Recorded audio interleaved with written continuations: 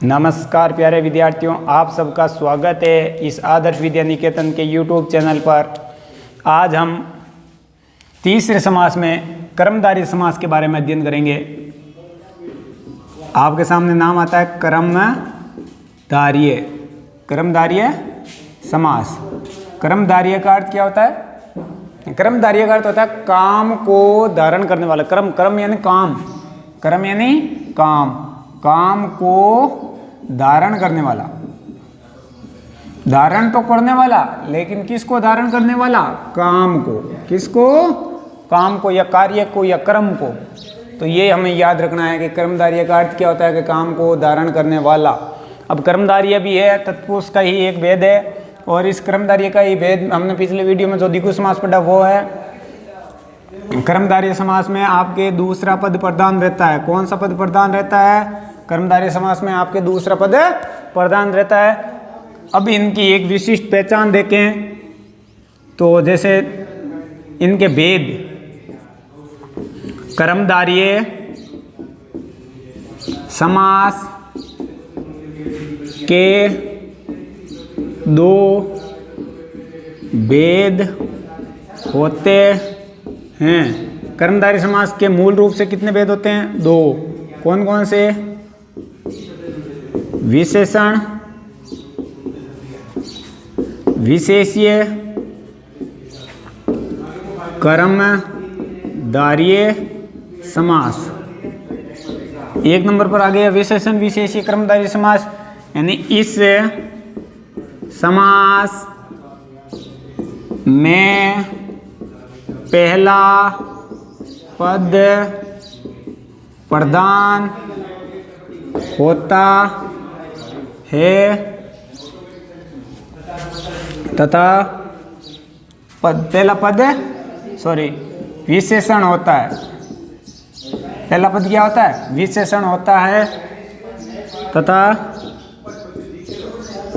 दूसरा पद विशेष्य होता है। विशेष्य का अर्थ होता है संज्ञा शब्द। क्या होता है? संज्ञा शब्द। नियम नंबर एक। नियम एक क्या कह रहा है? यानी इस समास में समास विग्रह करते समय दोनों ही पदों में प्रथमा विभक्ति एक वचन का प्रयोग होता है। यानी विशेषण विशेष्य कर्मधारय समास क्या होता है कि इस समास में समास विग्रह करते समय दोनों ही पदों में, यानी पूर्व पद और उत्तर पद दोनों ही पदों में प्रथम विभक्ति एक वचन का प्रयोग किया जाता है। अब आपके सामने एक इनकी भी पहचान बताता हूँ। इन समास में समास विग्रह करते समय पुल्लिंग के शब्दों में एक शब्द लगता है जो होता है असो। असो का अर्थ है वह, लेकिन वह, इस असो का अर्थ किस में देखते हैं हम? बहुवीर्य समास में। लेकिन इस समास में हम देखेंगे तो इस समास में या तो जो या सो। असो स्त्रीलिंग में इयम या सा। नपुंसकलिंग में आपके लगता है तत्। तत् का अर्थ होता वह। इयम नहीं, वह बूढ़ी है जो स्त्री। अब जैसे मैं आपको इनका बता रहा हूँ, यानी उदाहरण देखना। उदाहरण आप देखें तो ये आपके सामने नाम आता है वीर पुरुष। क्या नाम आता है? वीर पुरुष।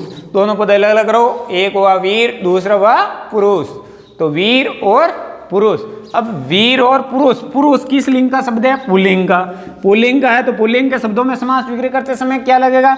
वीर की प्रथम विभक्ति एक वचन वीर च।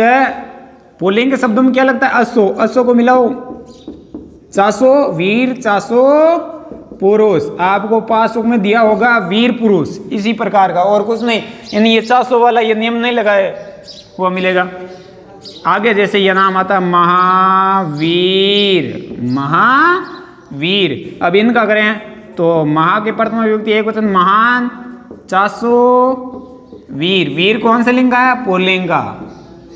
स्त्रीलिंग में क्या होगा? वीरांगना, वीरा नहीं होगा, वीरांगना होगा। स्त्रीलिंग का जैसे नाम आ गया आपके सामने वृद्धदासी, क्या नाम आ गया? वृद्धदासी। वृद्धदासी का दोनों पद अलग अलग करो। वृद्धदासी, दासी थे, दासी किस लिंग का शब्द है? स्त्रीलिंग का। दासी है लेकिन है किस प्रकार की? बुढ़ी। किस प्रकार की? बुढ़ी। तो वृद्ध की प्रथमा विभक्ति एक वचन स्त्रीलिंग में वर्धा चे इयम दासी, वर्धा चे इयम दासी। इसी प्रकार से आपको इनमें जैसे आपके सामने आ जाता है सुंदर बालिका, सुंदर बालिका। सुंदर है जो बालिका, बालिका है लेकिन है किस प्रकार की? सुंदर। तो सुंदर है, महान है, वीर है, वृद्धा है, ये क्या होते हैं? ये विशेषण शब्द होते हैं। और वीर है जैसे पुरुष है, दासी है, बालिका है, ये क्या होता है? यह आपके होता है संज्ञा शब्द या विशेष्य, जिसे हम यानी संस्कृत में दूसरे रूप विशेष्य के रूप में जानते हैं, वही होते हैं संज्ञा शब्द। सुंदर बालिका, बालिका स्त्रीलिंग का है, यानी सुंदर की स्त्रीलिंग करो, सुंदरी च इयम बालिका, सुंदरी च इयम बालिका। सुंदर है जो बालिका। अब आपके सामने देखें तो आपके सामने उदाहरण मिलता है नील कमलम। नील कमलम, नीला है जो कमल, कमल तो है, कमल है किस प्रकार का? नीला। तो नील क्या है? विशेषण। कमलम क्या है? विशेष्य। तो नील की प्रथमा विभक्ति एक वचनम नीलम च नीलम। कमलम, कमल किस लिंग का शब्द है? नपुंसकलिंग का। नपुंसकलिंग में लगाएंगे तत्, नीलम च तत् कमलम, नीलम च तत् कमलम। नीला है जो कमल, कमल तो है किस प्रकार का? नीला। इसी प्रकार आपके सामने आता है पीताम्बरम, दोनों अलग अलग रहो। पीत अम्बरम, पीला है जो अंबर, अंबर तो है लेकिन है क्या किस प्रकार का? अंबर यानी वस्त्र। इसमें अंबर का आसमान नहीं होगा, अंबर का अर्थ क्या होगा? वस्त्र। अंबर, चीर, कपट, वस्त्र, ये होते हैं आपस में पर्यायवाची शब्द। क्या होते हैं? पर्यायवाची। पीत अम्बरम, पीतम च तत् अम्बरम, पीतम च तत् अम्बरम। ये आपको याद रखना है और आपको कुछ नहीं। यानी इनमें समास विग्रह करते समय दोनों पदों के बीच में क्या लगेगा? दोनों पदों में कौन सी विभक्ति लगेगी? देखो जैसे नीलम है, नील की हमने प्रथमा विभक्ति नील, नीला नपुंसकलिंग में चलता है, तो नीलम की हमने प्रथमा विभक्ति एक वचन की, नील की नीलम हुआ, कमल की तो कमलम हुआ। इसी प्रकार से पीतम तत् अम्बर, पीतम से तत् अम्बरम, पीला है जो वस्त्र। यानी इनका आपको अर्थ आना जरूरी है। जैसे मैंने किया वीर पुरुष, वीर चासो पुरुष, वीर है जो पुरुष, पुरुष तो है किस प्रकार का है? वीर है। किस प्रकार का है? वीर है। ये आपको याद रखना है। अब आपको इनके मैं 5-7 उदाहरण दे रहा हूं जिनका आप सॉल्यूशन करके कमेंट बॉक्स में जरूर उत्तर देना। आपके सामने उदाहरण नंबर 1 नाम आता है सुंदर बालक।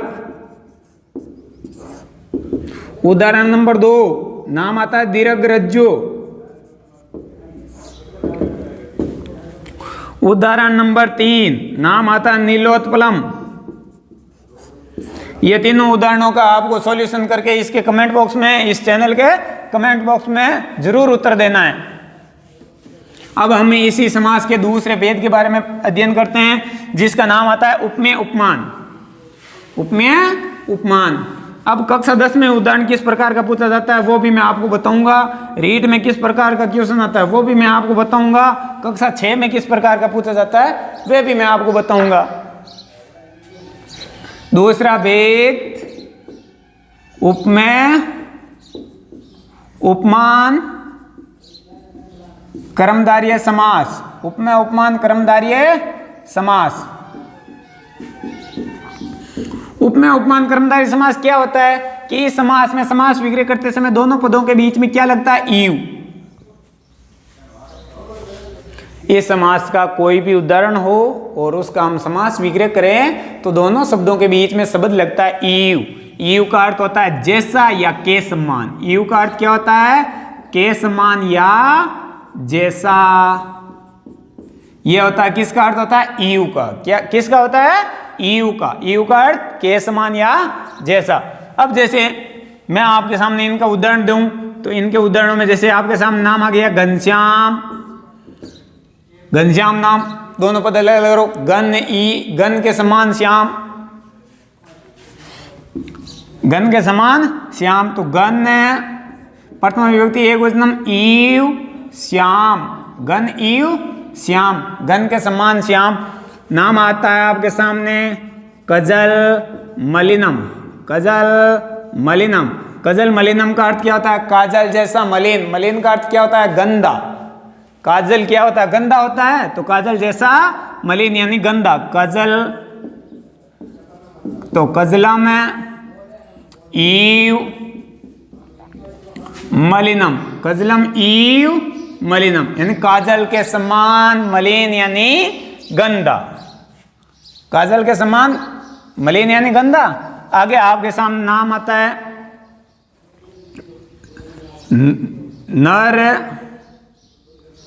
व्याघ्र, नर व्याघ्र। अब इस प्रकार के उदाहरण का आपको उल्टा करना पड़ेगा। जैसे नर व्याघ्र है तो व्याघ्र, व्याघ्र ईव नर यानी शेर के, व्याघ्र का अर्थ क्या होता है? शेर यानी शेर के समान पुरुष। या आपके सामने नाम आता है सिंह पुरुष, सिंह पुरुष, इसका करें तो सिंह ईव पुरुष। पुरुष तो है कैसा? शेर के समान, शेर के समान। अब आपके सामने उदाहरण एक सबसे महत्वपूर्ण उदाहरण दे रहा हूं जो काफी बार कक्षा 10 में आ चुका है। मीन नयनम, मीन नयनम, मीन यानी मछली के समान आंखों वाले। आंख कहते हैं लेकिन किसके समान आंखें हैं? मछली के समान। किसके समान? मछली के समान। तो मीन का मीन ईव नयनम, मीन ईव नयनम। यह हमारा कर्मधारय समास का जो दो महत्वपूर्ण मैंने आपको भेद बताए हैं उन भेदों के बारे में, यानी ये दोनों भेद होते हैं। इनमें ही किसी प्रकार के उदाहरण आपको पूछा जाता है, जैसे मीन नयनम का पूछ लिया, समास विग्रह कीजिए, समास का नाम बताइए, तो आप बताओगे मीन ईव नयनम। समास का नाम ऐसा नहीं बताना है उपमेय उपमान, कक्षा 10 में पूछा जाता है तो सीधे ही करना कर्मधारय समास। क्या करना है आपको? कर्मधारय समास। अब इसी में एक तीसरा उल्टा कर देते हैं। उल्टा करें तो नाम आता है हमें उपमान उपमेय। ये मेरे मन के द्वारा बनाया हुआ एक इसका भेद है। उपमान उपमेय कर्मधारय समास, उपमान उपमेय कर्मधारय समास। उपमान उपमेय कर्मधारय समास क्या होता है कि इस समास में समास विग्रह करते समय दोनों ही पदों के बीच में एव लगता है। एव का अर्थ क्या होता है? एव का अर्थ होता है ही। एव क्या है? एव एक अव्ययी शब्द है। अव्ययी शब्द क्या होता है? वे शब्द है जिसमें लिंग वचन लकार संबंधी कोई भी परिवर्तन नहीं होता है, वह कहलाता है आपके अव्ययी। क्या कहलाता है? अव्ययी। अब जैसे इसके उदाहरण में आपको बता रहा हूं तो ये नाम आता है गीता अमृतम। क्या नाम आता है? गीता अमृतम। दोनों पद अलग अलग करो, एक आता है गीता, दूसरा आता अमृतम। गीता ही अमृत है, गीता ही अमृत है, या गीता रूपी अमृत। तो गीता एव अमृतम, ऐसा नहीं होगा गीतम एव अमृतम। गीत कोई अमृत के समान नहीं होता। गीता यानी श्रीमद् भगवत गीता, श्री कृष्ण के द्वारा रचित। अब आपके सामने आगे जैसे इनके उदाहरणों में पूछा जाएगा वो आएगा विद्याधनम। क्या नाम आएगा? विद्याधनम। दोनों पद अलग अलग करो, एक विद्या दूसरा धनम। तो विद्या एव धनम यानी विद्या एव धनम, एव का प्रयोग हुआ तो विद्या एव धनम यानी विद्या ही धन है। तो आपको इस प्रकार के मैं दो उदाहरण दे रहा हूं, ये उदाहरणों को आप सोल्व करके कमेंट बॉक्स में जरूर उत्तर देना, तपोधन और तपोभूमि। और हमारा कर्मधारय समास का प्रकरण यही पूर्ण होता है। तो धन्यवाद मित्रों, इस वीडियो को जरूर देखना, लाइक कीजिए, चैनल को सब्सक्राइब कीजिए और शेयर कीजिए। धन्यवाद।